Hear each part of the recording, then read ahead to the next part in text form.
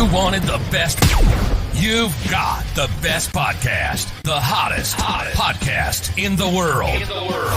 The Chris Voss Show, the preeminent podcast with guests so smart you may experience serious brain bleed. The CEOs, authors, thought leaders, visionaries, and motivators.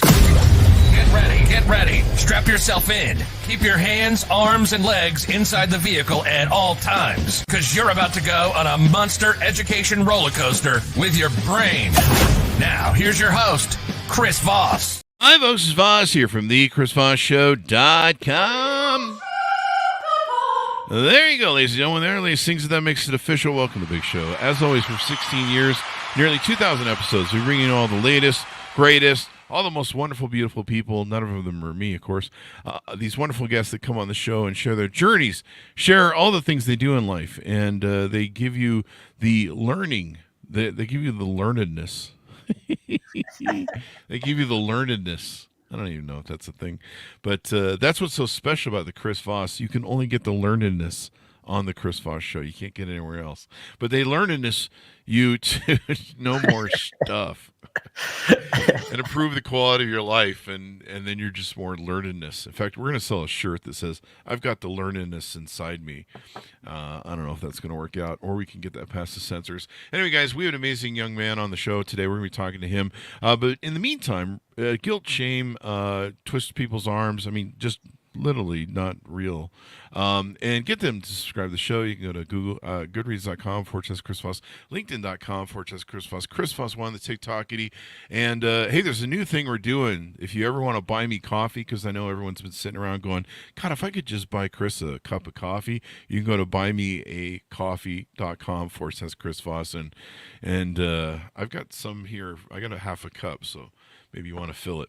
Anyway, guys, we have an amazing young first author on the show. We're going to be talking about his new book called The Reaction to Inaction: How Organizations, Employees, and Customers Lose When People Fail to Act. Jack Jackson, award-winning tech executive and leaders on the show with us today, and he's going to be expanding and blowing our minds with all of his data.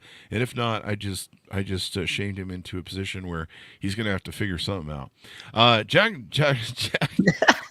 I almost said Janet Jackson. Jack, she was here in concert a couple days ago.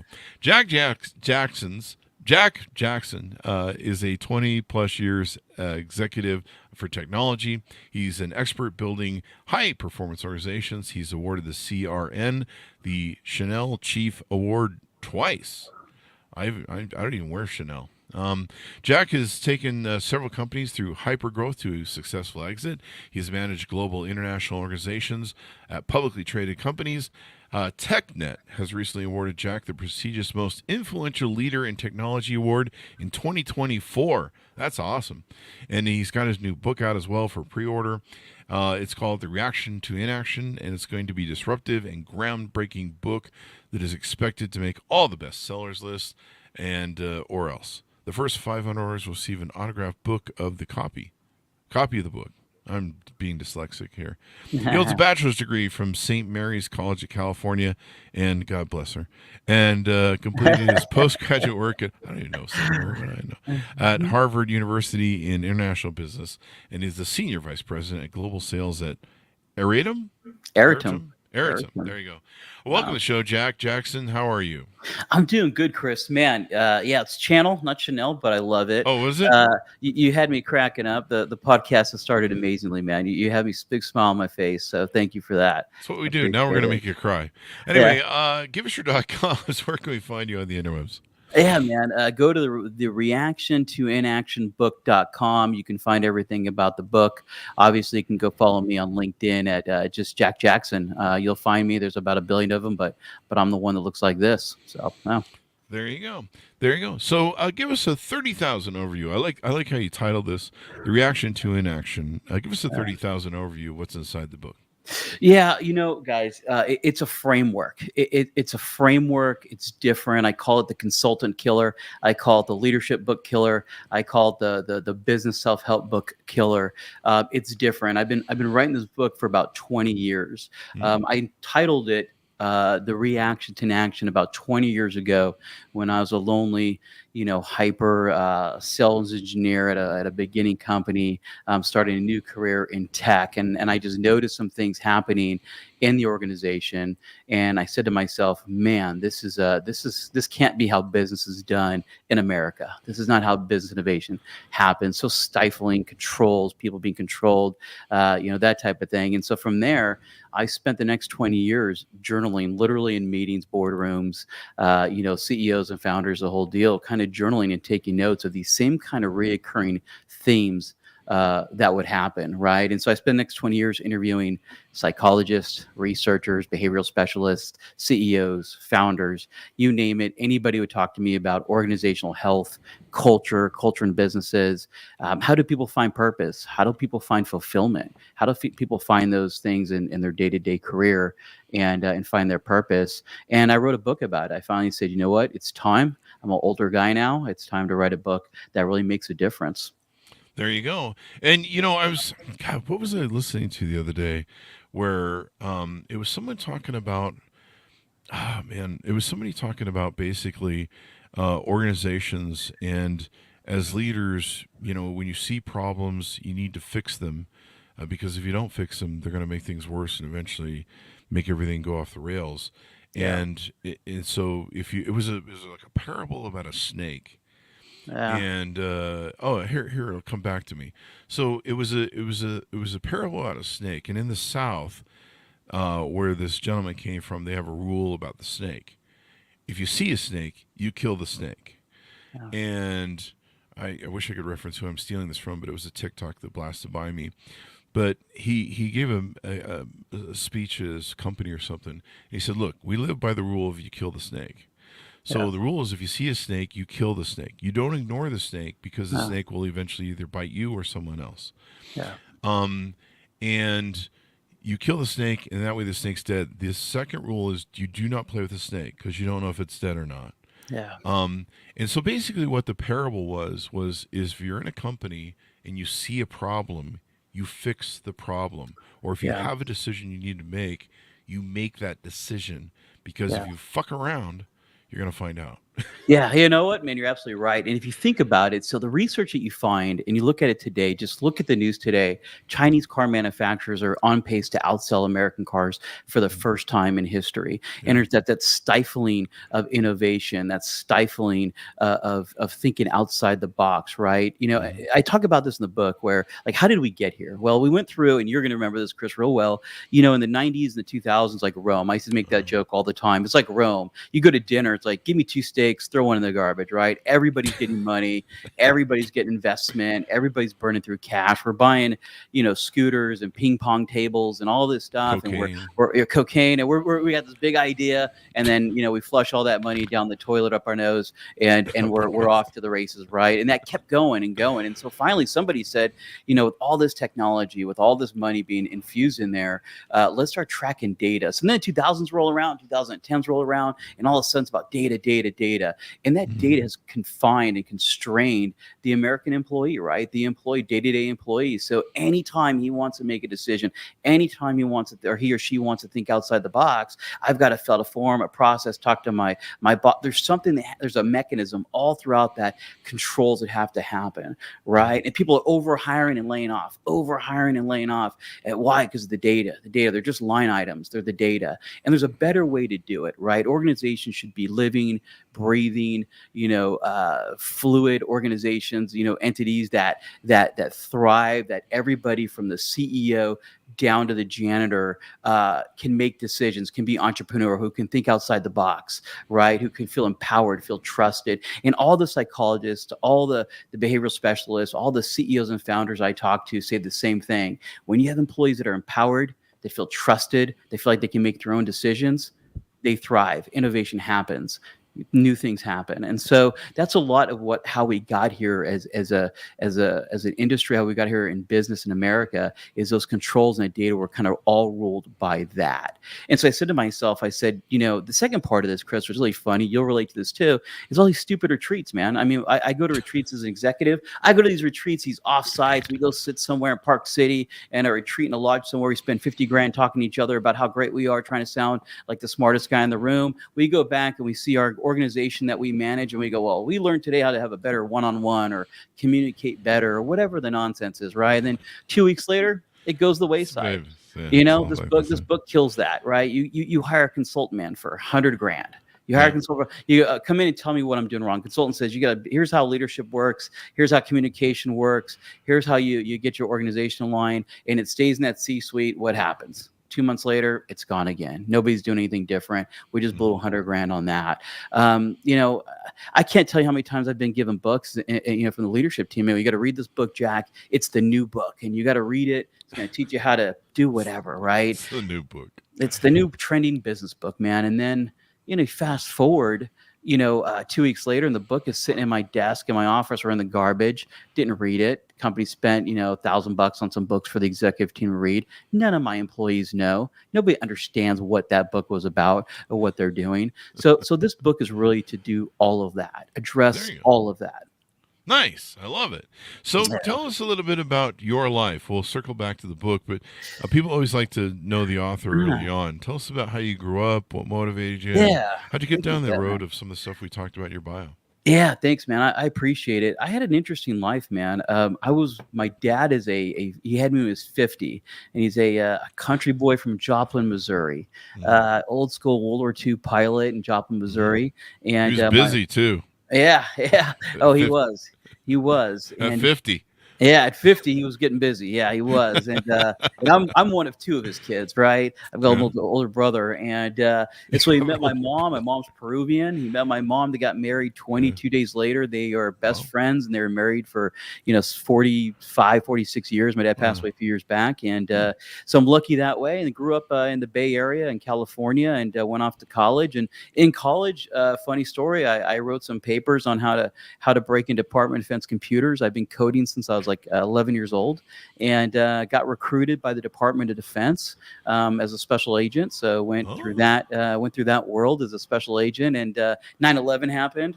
Got assigned to the Joint Terrorism Task Force and did some work on the Joint Terrorism Task Force, and ended up leaving the agency. Got an award back there from my work at with the Joint Terrorism Task Force, and went into the private sector, man. And I was lucky enough and fortunate enough to go, and I talk about this in the book, to go work from some pretty amazing seasoned executives, kind of at the height of that Roman Empire of business where everybody just blowing through cash, and really learned quickly how to scale businesses, how to build high performance teams. And I did it by trial by fire. I lived on a plane. I slept in airports. I went to every meeting. I was lucky enough to have executives early in my career, a gentleman by Don McMahon, a guy named Wayne Ford, really come in and say, we're going to teach you the ways, young Jedi. And trial by fire, right? Phone calls at 2 a.m, telling me reports are wrong and yelling at you.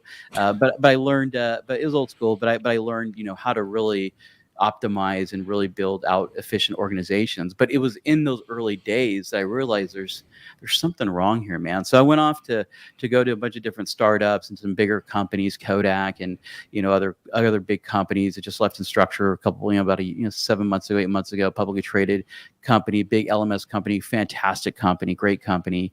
And throughout these years, man, just still taking those notes. I literally write down an action item for the business, and then I remember somebody complained or said something about my book. I could think about it. I could add that to the book. Went to my other little journal that I had and wrote down some notes. So I think I've got 13 or 17 handwritten journals about the book. And so, nice. yeah, man. So nice. Took some companies to exit. And so here I am today. There you go. You're on the Chris Voss Show. You've reached the pinnacle of your career. Yeah, absolutely, man. I think you said you got a presidential award in the background there if you're watching on YouTube, right? Yeah. It's from the Department of Defense. It is. It says in appreciation of your significant contribution in the government's response to the attacks of September 11th. Yeah, there you go.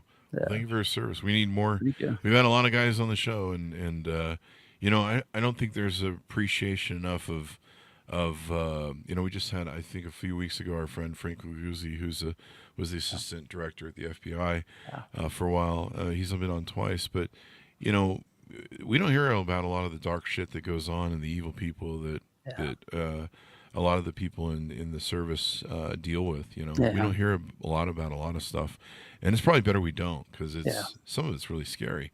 And there's some dark, evil fucking people in this world that really have it out for us, and they don't like us. Mainly because we have McDonald's and they don't, Yeah. or something like that. But the although we'll feed at McDonald's at Guantanamo Bay. Oh, um, because you'll die faster if you eat it. I don't know. I'm gonna get sued now by McDonald's. Anyway, so yeah, thank you for that. So in the book, what's on the premise? You set this forth as a framework for the organization of Yeah. the future. How do you feel that what you put forth in the book is a different framework from the one that's currently in place? Like, what are some tips of that? Yeah, I see it all the time, and I've been on the receiving end of it. Companies come in, and back to the book, back to consultant, back to the retreat, back to these leadership consultants. They come into an organization and they really talk to the top, right? They talk to the top, and nothing really changes throughout the whole organization. So what I've been thinking about for literally the last 10 or 15 years, I wrote down on a whiteboard a million different ways, a million different times about how do we build out a real, true organizational framework that does a few things. Number one, it empowers the employees from the CEO to the janitor, right? Everybody feels empowered. Everybody feels trusted. Everybody understands that they have a purpose and they play a significant role in the organization. And then they're rewarded, and they're confident enough to kind of think outside the box to solve problems. So how do you do that? Do you do that in a retreat? No. Do you hire a consultant to do that? No. Do you hand a bunch of books to the C-suite and say, read these, this is what we're doing today, and let's just go do a global call for it? No, it doesn't happen that way. It has to touch personally everybody inside that organization. So what I developed was these spheres of influence, starting with the CEO, obviously having the biggest one. And there are these rules inside of there, right? What kind of leeway, what kind of rope does that that is fenced around the CEO? Obviously, it's big. And then you have your senior leadership team. Then you have your vice presidents. Then you have your directors. Then you have your frontline manager. Then you have individual contributors, right? And throughout that, in this framework, explains how do you empower each one of those levels all the way down to the most basic individual contributor, right? And give them an understanding, a framework where they can say, I can think outside the box. I can cut that check. I can give that discount. I can order that cleaner for the floor if I need to. I don't have to go through all these processes, right? There's processes in place to really kind of build that fence around me. I was speaking to the founder of Gold Star Gamers, and her and I were having a conversation. I'm going to quote her in the book. I hope she doesn't mind me talking about this, but she's super brilliant, and she's a psychologist, and we're talking about children in a schoolyard. And she said, if you give, research has shown, if you give children a fence in a schoolyard, a big one, they'll go all the way out to the fence. They feel safe. They feel good. They feel confident. But when you take that fence away, they stay very close to that schoolyard. So how I've designed this framework, and it's got a provisional patent on it already, is really building out those fences for the entire organization. So everybody will have that. The book comes with templates on how to have effective one-on-ones within that framework. The book comes with, templates on how to design your organization and build those rules within your framework. So then you say, well, Jack, what happens if these guys do something stupid, right? They mess up, they do something stupid, and you're going to get sued. Well, I built in another formula that took me a long time to figure out, was really called the 1 minute, the 1 hour, and the 1 day decision-making process. And so these individual contributors all the way to the CEO can take that template, that formula, and say, I can think dynamically, I'm trusted, I'm confident in what I'm doing, and I'm allowed to think outside the box. Kind of like the guy who made Flaming Hot Cheetos, right? The janitor came up with Flaming Hot Cheetos, right? Something like that.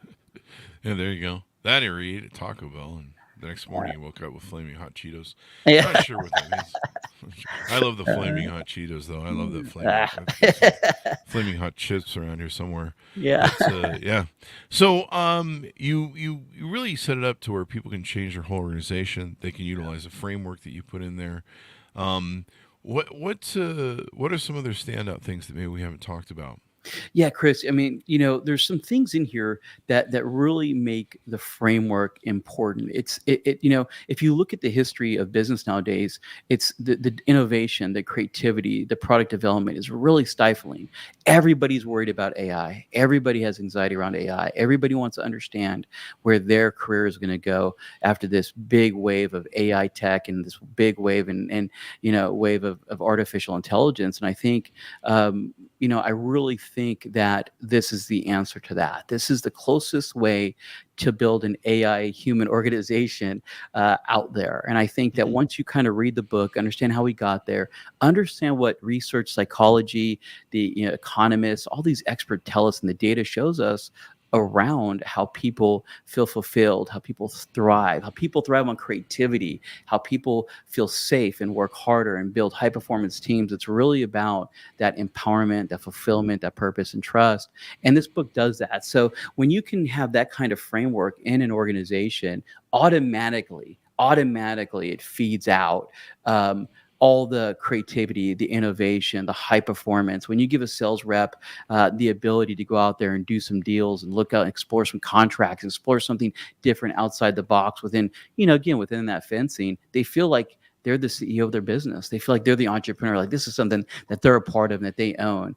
But when you stifle it, the opposite is true, right? When you say, hey, you can't go do a discount, you can't make a sales call, you specifically stay in this box. Now you feel like, man, I'm a number. I'm a cog in a wheel. Is this really my life? Is this really my life? That I got to go every day, punch a clock, and get the hell out of here and make as much money for the boss as possible. And that's what you find out. And in this book, I talk a lot about that. I quote a lot of research around purpose and fulfillment and how that directly correlates with high performance companies who are overachieving, companies who are beating the street, right? Who are beating out expectation. A lot of it has to do with their company culture and what they've empowered their employees to do on their own.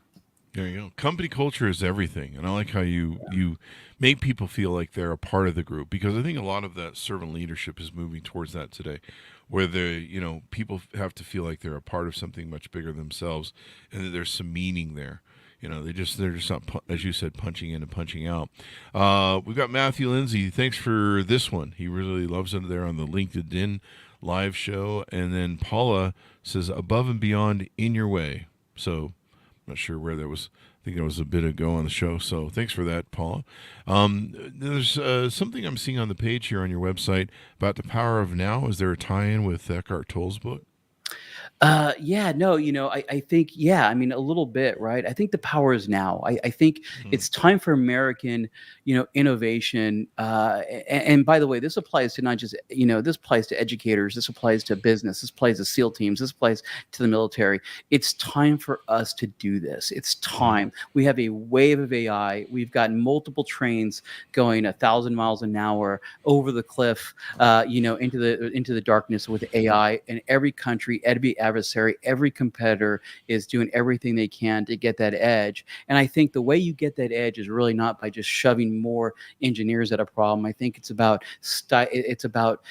creating the atmosphere of creativity, innovation, trust, and fulfillment. So the time is now. You look at, like I said, I mean, I quoted that car research that just happened. China is taking over the industry that America was proud of, the industry that America founded, and China is now outselling American cars, at least in the midsize, right now, and it's just going to keep going. And Elon Musk talked about it, and so now it's time for us to spur innovation. Let's get back to our roots. Let's get back to sitting there and saying we can come up with something crazy and amazing, from the janitor to the CEO. Let's come up with something crazy, and this framework gives you that. So you're not sitting around going, "Oh my God, I gave this discount. I'm not going to get fired." No, there's framework around that. There's a system. There's a decision-making process that you and your manager have agreed on. You've read the book. He's read the book. You've looked at the templates. You understand the blueprint, you understand the framework, and everybody is moving. And just think of that, that living, breathing organization, just entrepreneurial, innovative, both product, sales, marketing, operations, finance. Everybody's kind of moving, their arms and legs around that organization to do something better and amazing. There you go. It's interesting how this all pans out. And The Power of Now, Eckhart Tolle was such a great book. Yeah. Saved my life at one point in time, where I was just really, my anxiety and my ADHD was off the charts, and I was in some depression over the loss of my dog. And getting back to the power of now, I was having trouble being present, like, immensely. and my brain was just kicking at me. And so being present was like everything. And it was so important that I crossed that threshold. And so his book was so great there. Well, it sounds like you've got a great plan put together for people to utilize. I like the premise of it's the anti-coach book, the anti-consultant book, and I bought this leadership book, and now my team has to read it. You know what I'm talking about, Chris. I mean, every business guy in the world goes, God, my boss just gave me this book. And I'll say something, I have friends that are consultants, I have friends, and they're all going to hate me for this. But the reality of it is you can pick up every great book, every bestseller, every great book out there today, and they answer like a part of it, right? They go, Atomic Habits, you can do this. Okay, well, I read the book, but none of the other 4,000 people in our organization have. Okay, Fail Fast, right? Okay, yeah, I read the book, but, there are 3,000. You can do that, and everybody has a slice of that framework, but nobody has brought it all together, and nobody has explained yet how to fulfill that throughout the entire organization. How do we do that from the board down? How do we do that? And so that's really what this book is. It's saying, here's a framework and a template. It's not going to tell you how to be the best leader in the world. It's not going to tell you how to make people, perform better with a book or a manual. This is a framework that everybody in the organization reads. They all swim the same way. And it's really unifying all the best practices, all the best behaviors, all the best, business books out there, and building it all into a framework based on research and experts. There you go. Well, I'm excited to read it and take advantage of it. Any final thoughts as we go out? Yeah. First, thank you. Thank you, Chris, for having me on the show. I'm a fan. I love watching your show. So I appreciate being on here. I'm excited. I'm excited. I would ask everybody shamelessly, go pre-order the book. It's going to be fantastic. I'm going to do a limited production in the first round. And we've already got a ton of pre-orders already. Go order the book. You're going to love it. It will not disappoint. I'll tell you that. It will be something special. And I think it'll be something that you'll refer back to in your organizations and in your teams, right? Even in your small departments and teams. It'll be something that will be very, very useful for you for a long time to come. So thank you, Chris, for having me on the show. I really appreciate it. Thank you, and thanks for coming. Give us the .coms as we go out. Yeah. The reaction to inactionbook.com. You can go there. You can pick up a copy. I'm going to send out hard copies, really nice and something special in them, and an autographed copy to everybody. And then I'm going to be touring around. My publisher will be touring around here pretty soon, do some book signings and some pre-order stuff. And so we'll be doing a lot of fun things. It's going to get busy really quick. But please go out, buy the book, enjoy it. And if you guys have any questions, you can message me on that site. All right. So thanks, Chris, for everything. As we round up the show, thanks again to Matthew. He says janitors always have great ideas about what they could use to make their job easier or more efficient.